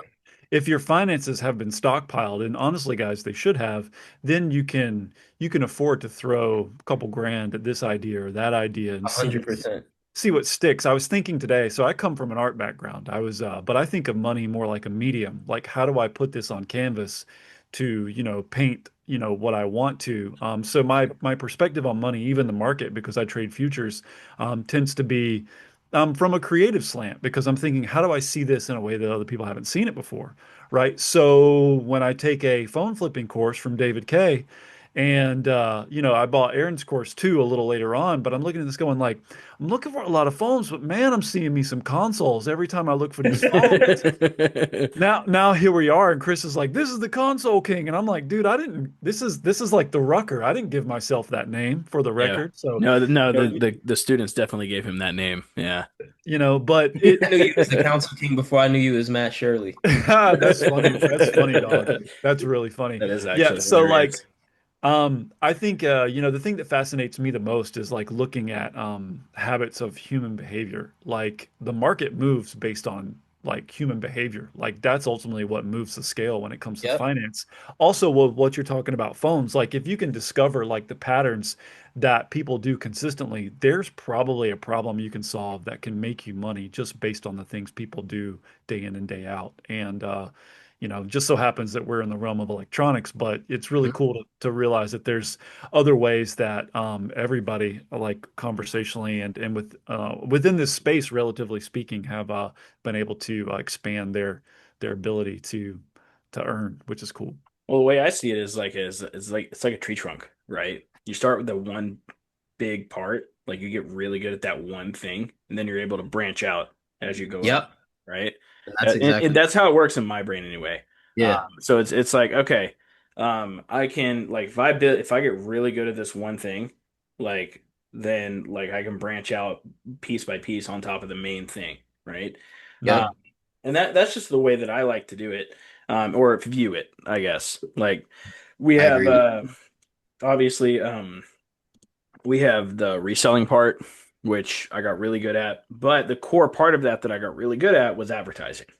you. Yep. I realized very quickly and very early on that advertising was the key to making the money in the game. Like Mm. very quickly, as the more eyeballs I got on my stuff, the Yep. more money I was going to make. Yeah. On top of that was negotiation, which is a form of advertising. Hmm. It's just through a medium, right? Like, and you just have to know the right words to say. So when you build like this skill of like all these pieces together, Hmm. and then as you go up, it gives you obviously more resources, i.e., money, right? Hmm. And then allows you to do things like create resell deck, which is a software that helps people do more of the same thing, right? Yeah. Like a lot of people call this vertical integration, right? That's the way I view it as just like tree trunk branches, right? Um, and then that a lot like having the resell deck thing gave me more income in a passive way, right? I don't really have to do much for that anymore. And then we like it allowed me to buy a software or resell Hawk, right? Which I then sold. And then I partnered with Marketplace Monitor, which I now get paid from. And then me and Aaron started buying directly from clients, which then created another form of income. And then Right. like it's branch, branch, branch, branch, branch. And now I get branches coming to me, right? Mhm. Probably one or two a week saying, hey, I got something that's going to change the phone flipping game for that. I get that at least once a week at this point. Yep. Yep. Uh, Me too, dude. Me too. I had somebody reach out to me. I saw you post the same guy reached out to you. oh That's yeah. amazing. That's Oh, He's like, wow. Hey man, I got this. Insert shiny object here. Yeah. The And I'm change just like, the oh, really? Probably something I've already built, you know? Right. I think so. So that's an interesting concept too. Me and Aaron bought a list a while back from somebody who left the game. Um, an email list, right? Because me and Aaron both come from coaching backgrounds, so we're just buying the shit up, right? Um, and what's funny is we got this email list, and they were like, "Yeah, these are my best like sellers," right? I got the list. Half of the list was my clients, and I Yep. was like, "What the like? Yep. This is Yep. my I list." had Like, I had somebody try to sell me a list before. And I think my biggest thing is that is whenever someone tries to sell me a list is like I need you to show me how recently these people were yeah, actively doing yeah, business with you because if you're sending me this list, then I'm gonna need you to make the introduction and if you can't do that, the list has no value to me. yeah. Mhm. And Yep. that was always my biggest thing whenever somebody tried to sell me a list of sellers. If you Because guys are out there, like, if somebody's trying to sell you a list, please don't buy it.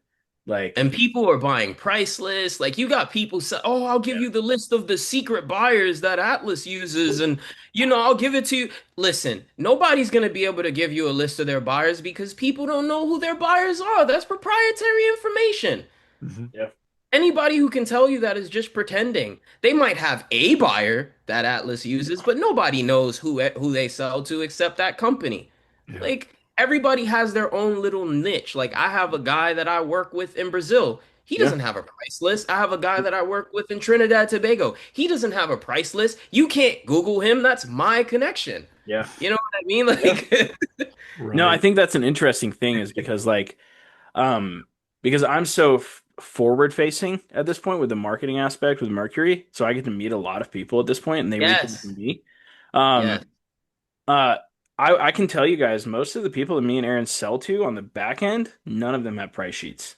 None of them. Absolutely, like maybe one or two, maybe. And people don't get this. But like that, like people think like, oh yeah, Atlas is buyers. Atlas probably doesn't have buyers with price lists. Just being real.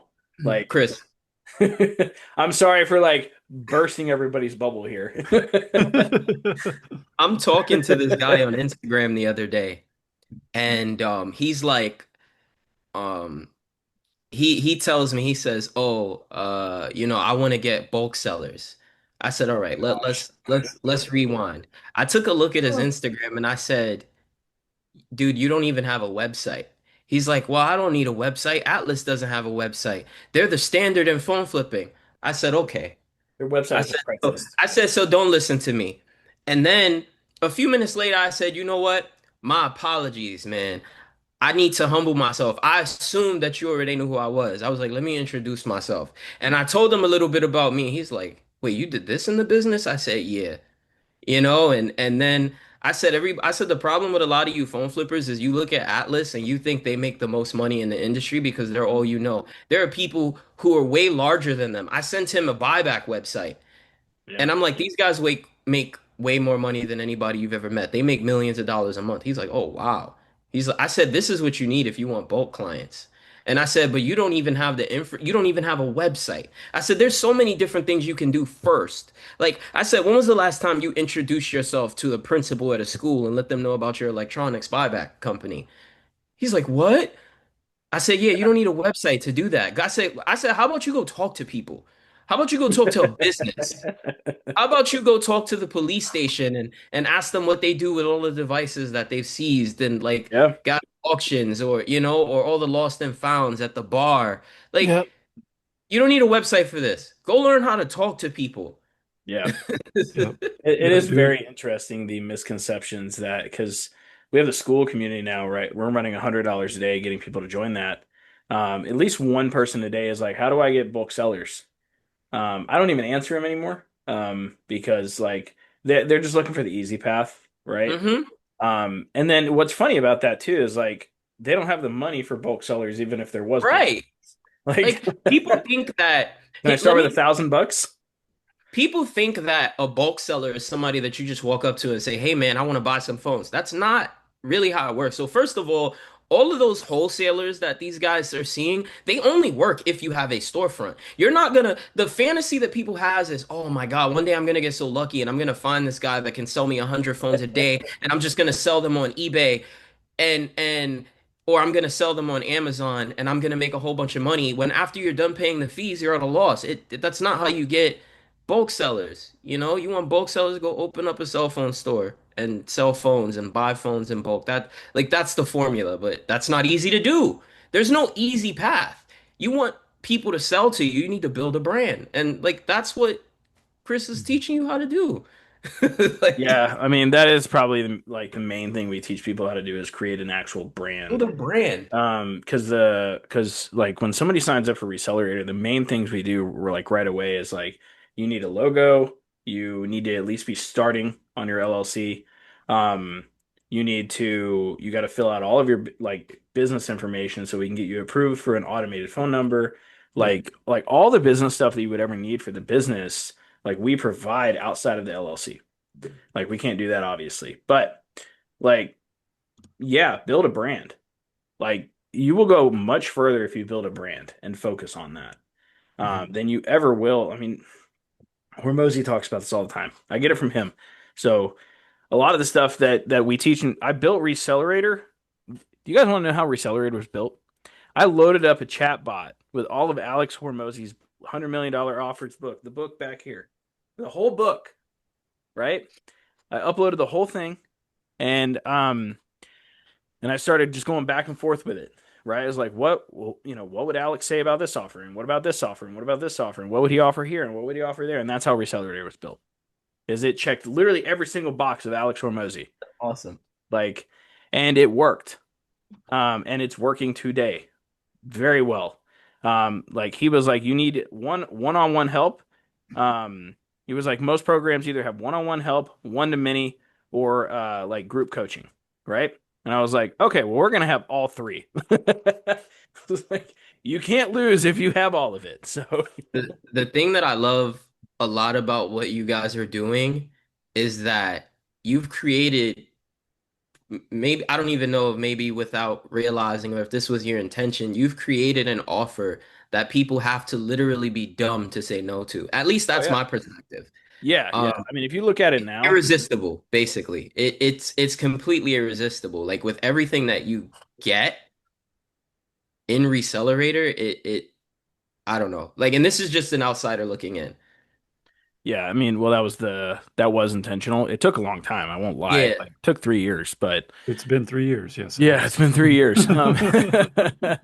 And I will say, like, there's been times where it's been very hard, um, yeah, to maintain it, at the standard that, like, dude, I can't tell you how many people came up asking for discounts, asking for the easy way, and there was times where I caved, and I paid because I caved.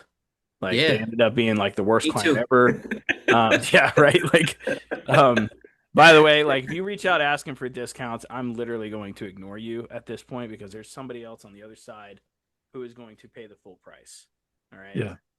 I mean, that's one of the main reasons, like now, is if you don't pay in full, we don't guarantee anything. Because if you're all in, we're all in, right? And that's the way it works at this point. Um, but the thing is like with what we teach and what we do, the business itself is basic and easy. The tactics and the little nuances with like negotiation and things like that's where it gets hard.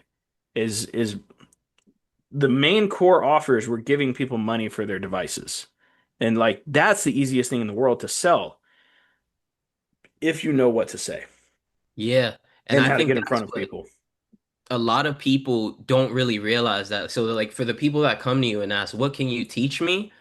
It's not really so much as what I can teach as what I can do. I can do things that you can't do because this is what I do for a living. Like I negotiate with more people than you do because I help other people negotiate. Like there's never going to be any time where anybody will be able to do it at the scale that you do because they're just in their business. You're in like 20 other ad accounts, looking at the conversation, studying them, looking at the Yeah. psychology. So there's a totally different dimension of knowledge and insight and Yeah. perspective that comes from that.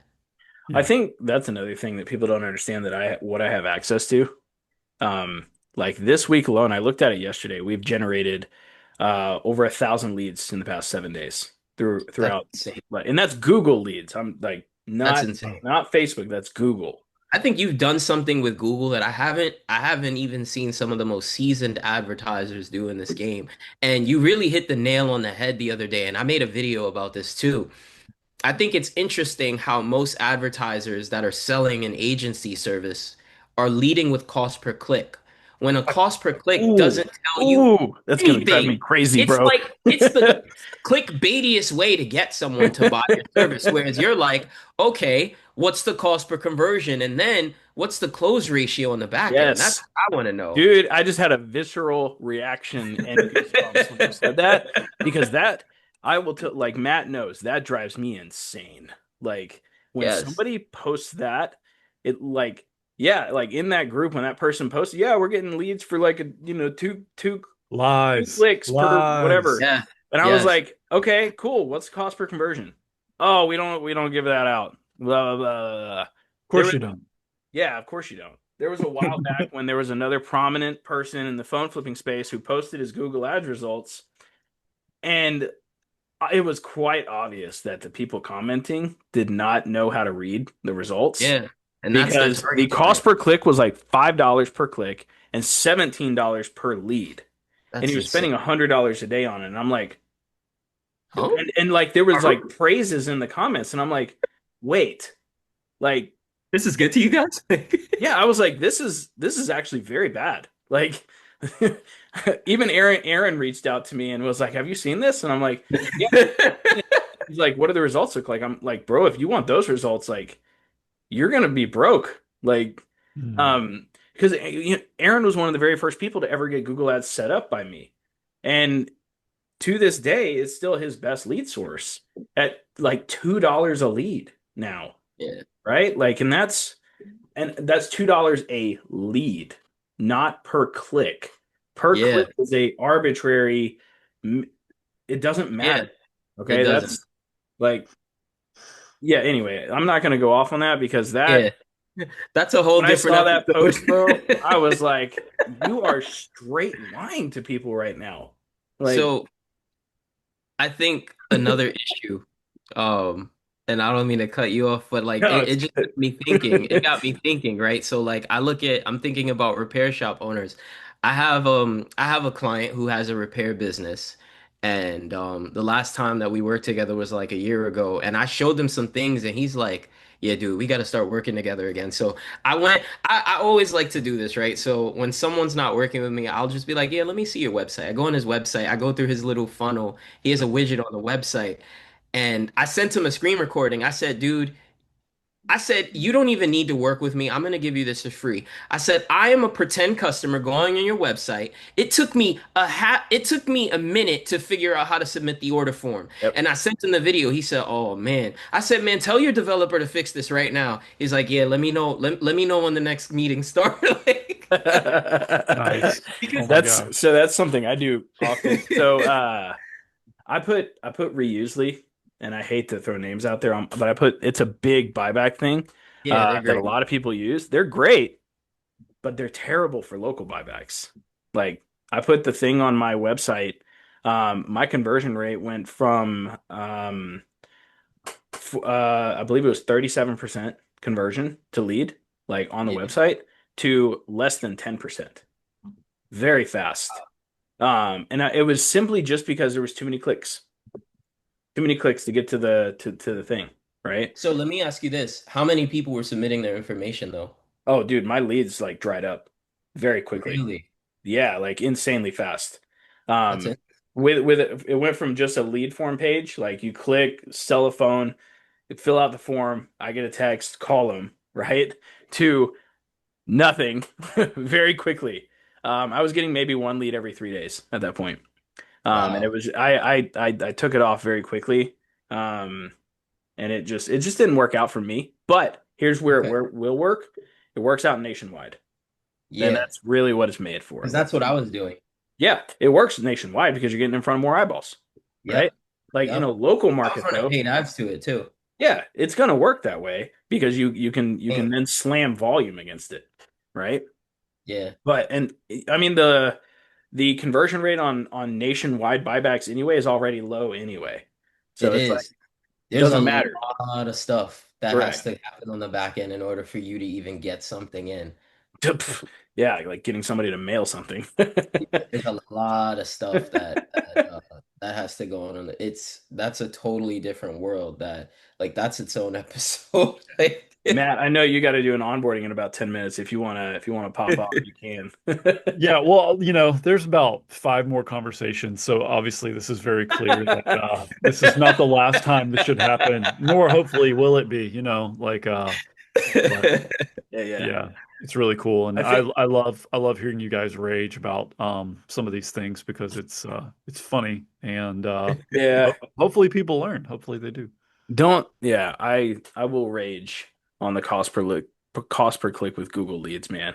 Like that if you want to set me off real quick, that'll do it. Yeah. Because people are like I they just lie. They just Yeah. lie about it. Um, Feldon, it's been real, dude. I gotta bounce and Yeah, it was great finally meeting you, man. yeah, Seriously. yeah. Appreciate you, brother. A Look lot of forward to love. seeing you in person at the Flippers conference. Heck I don't know yeah. if I'm That's to gonna say happen that. pretty soon. Hey, Right? Okay, good, good. Working on that. Yeah. Flippers conference. that's right. Somebody messaged me like, if you guys do that, I don't even care how much it costs. Take my money. That was the message. That's awesome. I guess they saw my comment. They were like, I'm gonna be there. I was like, I'm gonna be there, and somebody messaged me, take my money. Yeah. Yeah, No, it's we I mean long overdue. Yeah, the repair shops have it. I think it's finally time for the flippers to have one. With the stuff me and Aaron got going with stuff in Yeah, Vegas, I think it'll happen very soon. So yeah, I'm looking forward to that. That's gonna be dope. yeah, yeah, it'll be awesome. So, but Feldon and I will probably stay on for a few more minutes, Matt. for sure. But I know you got to onboard somebody in the Console Kings. So, See you guys. by the way, you get an onboarding call with Matt if you join Console Kings. So it's not a That's all. bad for 47 Wait, is bucks. that separate for? That's Yeah. separate from sell. Oh man, I didn't Console even know. Kings is separate from Recelerator, but Recelerator includes Console Kings. Oh, Yeah. that's awesome. Yeah. Yeah, it's an offer you can't refuse, you know? That's what I'm talking about. Irresistible offer, man. It's irresistible. Irresistible. So what's the future look like, Feldon? So the future is it's very bright. My book just got approved, published on Amazon. Let's freaking go. Man, Yeah, what was your dude, that was one of the most nerve-wracking things for me. It was getting my book like I thought it was a big thing. Like yeah. it was one of those really like what's funny is like I was on a momentum call with Laurel and I was like, what does it take to like I have my book almost ready. Like what are all the logistics and all this stuff and like how much does it cost? And she was like, what are you talking about? It's like just upload it to Amazon and it's like $10 like to buy it. They'll just print it whenever somebody buys it. And I'm like, what? Yep. And Isn't then it like crazy? it was like that just unlocked immediate and that's the Yeah. power of mentors. Like Yes. Yes. this was a massive like I was writing my book. It was mostly done. And like that was my next step. And I was like, how do I do this part? And she just Yeah. like she was like, what are you talking about? This is easy stuff. And like that's the power of mentorship is like Yeah. they just remove the blind. Yeah. But so your book just got approved. It just got approved. It just got published. It's the complete guide to starting a phone repair business. So, like, there's everything in there that a newbie in the phone repair industry would want to know, a technician would want to know, a phone repair shop owner would want to know, no matter what level they're at. And the intent that I had when I made the book was like, I know that a lot of shop owners, because they're single man operations, one of their biggest reservations to hiring employees is that they don't have an employee handbook. Yeah. they don't have any training. So basically what I did for them is I'm like, hey, get this book and you're gonna get everything with it. It's like everything your new employee would need or everything you would even need to learn how to hire an employee. This is your book. This is like, you know how when you buy a franchise, they just give you Yeah. Yeah. everything? This Yeah. is that. Like Yeah. this book is that for you. It kind of like how your book is for phone flippers. Yeah. Yeah. It's like Well, this is your key to the door, the way I but you wrote know, the book was not specifically for phone flippers. It was like for phone flippers that want an actual business. right, Because right. that's what happened with me. Yeah, Was I realized like, okay, like phone flipping is a side hustle, right? Like yep. this is something we do when whatever, right? When we need extra money.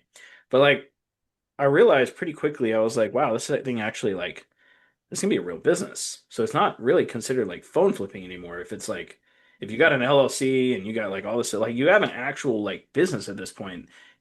What is a phone flipping business, right? Like and what is a phone flipping business if you're flipping MacBooks, iPads, smartwatches, all the other stuff, right? Like that doesn't really make sense.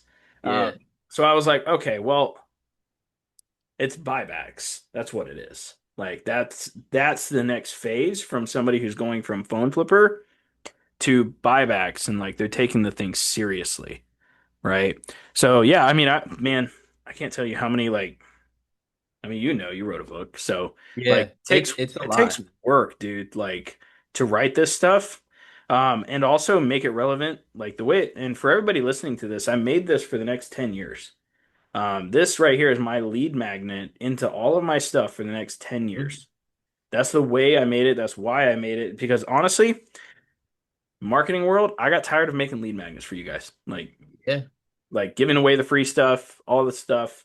Like I got tired of that. I got burnt out with it, and I just had a baby. Like I didn't want to be doing that anymore. Um, congratulations. yeah, I appreciate that. 3 months old now, so Wow. or tomorrow he'll be 3 months old. So and I wanted to write the book mostly because like I mean buybacks changed my life. Yeah, Oh, I like hear you. it really changed the trajectory of everything for me. Just very similar to how buybacks and repair changed it for you. So Yeah, it's, you know, it was a it's big step up for me. Um, and it just allowed me to do a lot more things that, I mean, I get to hang out at home, make podcasts and like, yeah, do basically whatever I want at this point. I mean, I still, pick some devices up from Google, but that's about it, you know, yeah. um, just to kind of stay in the game and stay current. Yep, That's yep. about it. And what's funny is I still make a really good amount of money doing that because of From all the that, work I yeah, did in the past. yeah. Um, Organic, and this is why that's also a big focus for me. Um, is organic. yeah, yeah, One of the key things that I'm focusing on in this repair training is how to get repair shop owners organic leads because that should be their number one lead flow, should be. organic. And I've spoken to so many of them and they just have no, like, I'm looking at their feeds and they're not, it's been 10 months, it's been a year, it's been 4 months. I'm like, what are you doing? Yeah. No, I mean it should be. One thing I will say is when the repair shop owners come to me, well, the first thing that I tell them to do is like you need to create a separate um buyback page for like separated from your repair. Yeah, Totally. Because buybacks, um, I call them piggyback ads, right? It's like lead with the buybacks, because you're giving people money, right? yeah, But like it's funny because you get the same type of clientele too. yeah, Because if you do buybacks, people just kind of assume you repair. So yeah. like I'm always like lead with that, right?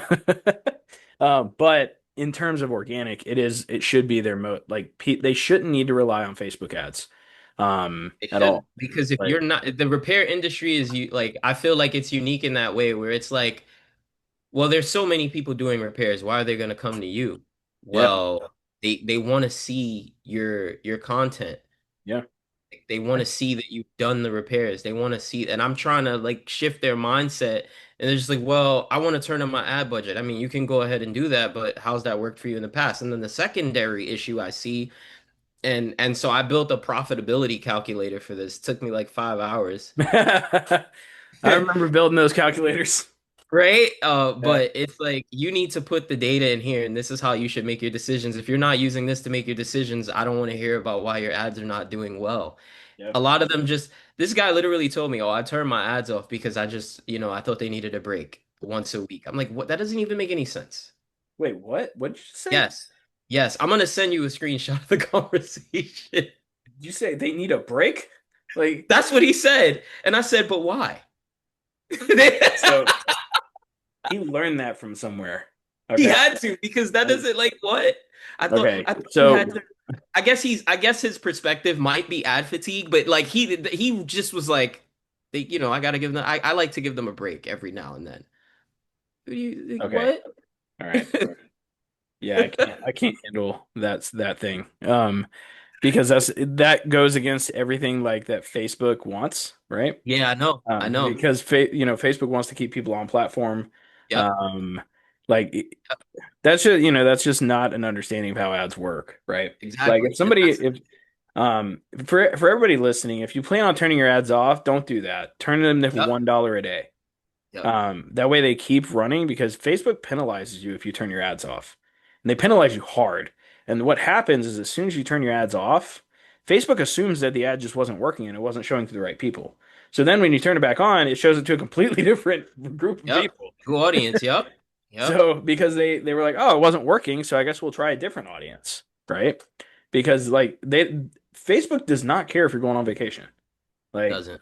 so I think that's one thing that people need to understand is like the basic mechanics of how ads work, right? And one thing I have noticed is a lot of courses don't actually teach that. Um, and I'm kind of redoing my stuff to Yeah. go even simpler into it because of how bid costs and everything work. Um, Yeah. and Google's a whole different beast. It Um, is. It is. which Yes. is I think you were helping RJ with his a while back, and I think Yeah. he was telling me about it. He was like, "How did Chris do this?"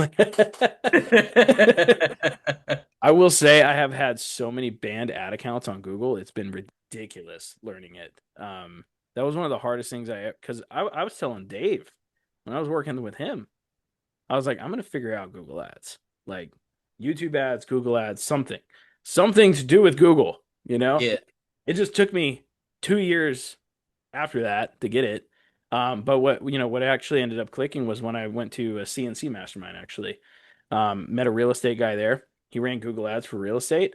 Um, and I hate how simple it was. But he hit me, he showed me like I showed him my ads manager and he was like, "Oh, yeah, you just need to fix this, and that, and you're good." And I was like, "Okay." And then it all worked. That's You know, awesome. it's like, And that's why I love masterminds. I feel like we're gonna go there tomorrow and we're gonna learn stuff we didn't even think we needed to learn. yeah. And it's gonna make a huge difference in our business. It always does. I remember the last time I went to one of Laurel's events.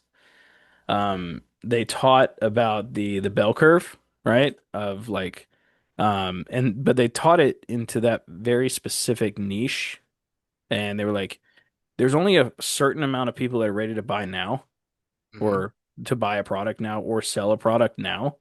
And then you got like the early adopters and the laggers and all of this stuff, and that was a big mindset shift for me. But I think that's probably a good place to end this podcast. Yeah. Because we could go on But forever. yeah, we could go, and we'll probably do that tomorrow. So, Yeah, for sure. um, guys, this has been another episode of the Smart Flip. Thanks for hanging out with us for this longer one. Um, Once again, make sure to check out the links and stuff in the description below. If you want to join the school community, make sure you finish the course within 5 days. There's only 6 videos total, less than an hour's worth of content. If you can't finish that, you deserve to be banned. Um, and then also, you like that, Feldon? Check out my book. It is free on the podcast. Um, and guys, I'm gonna be clear on the banning part. Like, I do that for a reason. It's because in the past I've talked with so many people who said they were ready for a change, but if you can't find the time to finish an hour's worth of content, then you have no business running a business. Um, because you Agreed. won't you if you don't have time to do that, then you it won't work for you. I'm just being real. So what I'm doing is I'm filtering out people that I actually want to talk to, help, and like at the end of the day, like it's not to penalize anybody. Me and Aaron buy from you guys directly. Like that's the whole point. The course is free, you know? So anyway, Buyback Revolution is available on Amazon. If you want it for free, it's on the podcast. Um, you don't have to support me, but the book is very good. Took me a long time to write. Um, Feldon, any closing things you want to say? No, just thanks for having me on. And definitely if you guys are interested in flipping phones, you need to follow this guy. I've known Chris for probably like 7 years, and he's always getting better and better at what he does. So he definitely knows his stuff. He's one of the smartest people about this in this industry. Um, and that's coming from a guy who's been doing this for, a long time. And I've done very well in this business as well. And there are few people that I can name on one hand that are doing what he's doing in this space. In fact, I don't know anybody else. So That's how far ahead we are, right? yeah. Awesome. All right. Well, this has been another episode of the Smart Flip guys. Thank you guys for hanging out with us. We'll see you guys on the next one. See you later. Bye.